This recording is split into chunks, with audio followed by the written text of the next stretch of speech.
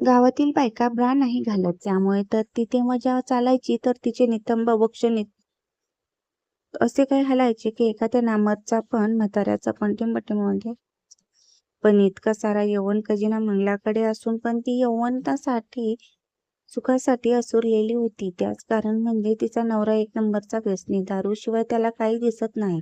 दिवस रात्र दारूच्या नशेत पडून राहायचा. नशेमुळे महिना महिना तो मंगलाला हात पण लावायचा नाही व लावला तरी दोनच धक्क्यात आऊट व्हायचा. मंगला तशीच तहानलेली तडफडत पडून राहायची. व्यसनी नवरा कामधंदा करत नसल्याने मंगला गावातील इतर बायकांसोबत गावच्या पाटलाच्या शेतात रोजंदारीवर जायची. पाटील हा श्रीमंत रंगील माणूस होता. बाईचा खूप नाद होता त्याला. शेतात येणाऱ्या प्रत्येक बाईला तो डोळा ठेवून असायचा. मंगला पण त्यातून सुटली नाही.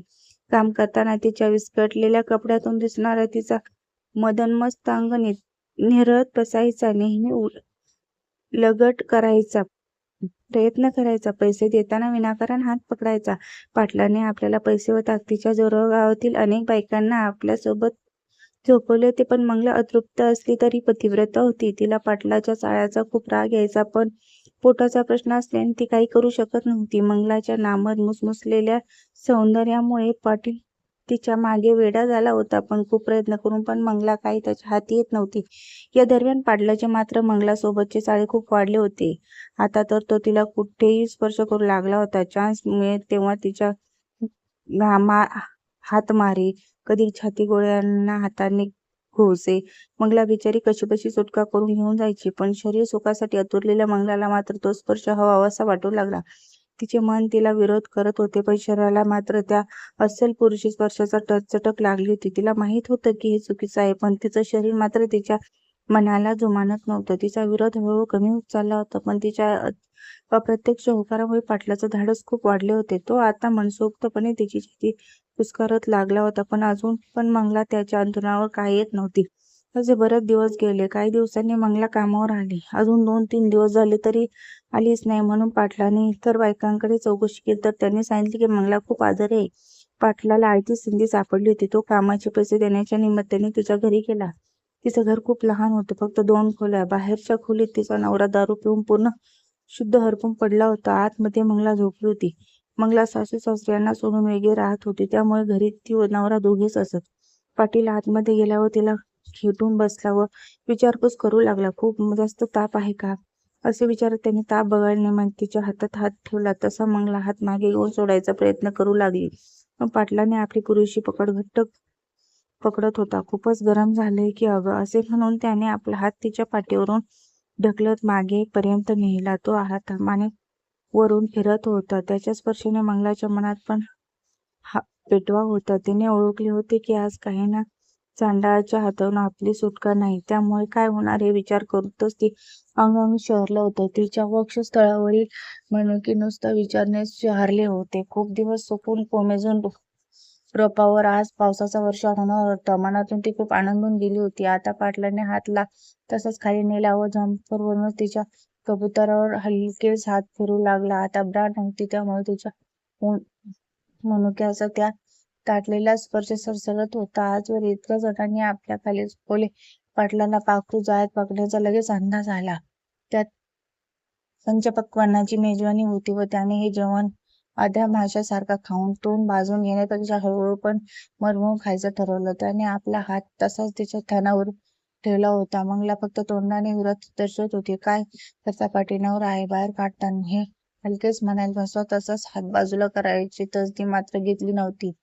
तो म्हणाला, तो होय, तो गेला कधीच कोंबण्यात. मावळत्याशिवाय काय आठवायचं आहे. अजून पाटील हात तसाच ठेवून होता. त्याच्या वजनदार मर्दाने छातीवर घेऊन तिला खूप बरं वाटत होतं, पण बराच वेळ हाताची हालचाल न झाली म्हणून ती आतून कळकळली. त्याच्याकडून मोठ्या मोठ्या कलिंगडावर संपूर्ण शरीराचा माप करून घेण्याची आतुरता आली. तोंडातून हलकेच म्हणत होते, काढा की, पण अजून हात तसाच होता. मात्र आता मंगला राग नाही. शेवटी ती बोलली, पाटील मिसळ धरून काय बसलाय, फिरू पुष्करा की. मग काय पाटील लगेच. मंगलाने पण पूर्णपणे त्याला आपल्या मिठीत जखडलं होतं. आता तो तिच्या तोंडात तोंड घालून चुंबन घेत होता. त्याचे ते ओठ तर कधी कान चावत होता. मंगलाला अनुभव नवीन होता. त्याच्या नवऱ्याने असं कधीच केलं नव्हतं. या नवीन अनुभवाने ती अधिकच स्वतःली गेली. तिच्या अंगातली तापाची जागा आता जवानीच्या गर्दीने घेतली होती. तिने आपलं सर्वस्व पाटलाला दिलं होतं. पाटील तिचा यथोचित भोग घेत होता. रानटीपणी पाटील तिच्या गालाला ओठाला मानेचा चावा घेत. तिच्या चबुतऱ्याचा तर त्याने अक्षरशः चोळामोळा करून होता. मंगलाने वेदनेने कळवळली. जरा दमानं पण तरी त्याला हवं ते करू देत होते, कारण वेदनेचा त्रास चतुर्थ आनंद भारी वाटत होता. पाटलाने आपल्या मोर्चा आता अजून खाली ओढला. तिच्या जंपरचे बटन आणून कोंबून ठेवलेल्या कबुतरांना मोकळं केलं. बिचारी कबुतरे ब्लाऊज मधून तर सुटली, पण पाटलाच्या हातानं त्यानं कसं काय जपून चोरलं तिचे गोरे पान. मोक्ष लाल भडक झाले. तिला उभी करून काढून टाकली व आता ती फक्त पडकवत होती. त्याने गप्पन तिचा एक बळ तोंडात धरला व चावा घेतला. अचानक झालेला आल्यामुळे थरथरून बिलखली. चावू नका ना, दुखतंय ना. पाटील मात्र आपल्या मस्तीत मस्त होता. त्याने परकरली तसा तो घसरून तिच्या पायात गेला. ती आता फक्त मत होती. त्याने काढून तिची जोरात दाबली. ती अजून शहारली. मग थोड्या वेळाने पण पूर्ण नाही होती, पण बोट मध्ये घुसवली. ती वेदनेने वाळू लागली होती. पाटलाला जाणवलं तिची पूर्ण ओली झाली आहे. त्याने तिला खाली थोडं आपल्या लावून टाकले.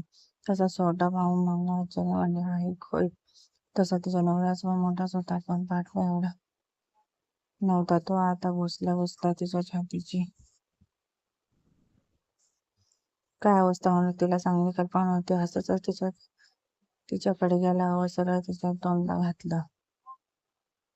गावरान पाचशे अनपेक्षित होतं, पण यात सुख जबरदस्ती मिळत होतं. ती खूप उत्साहित झाली व त्याचं डोक दाबू लागली.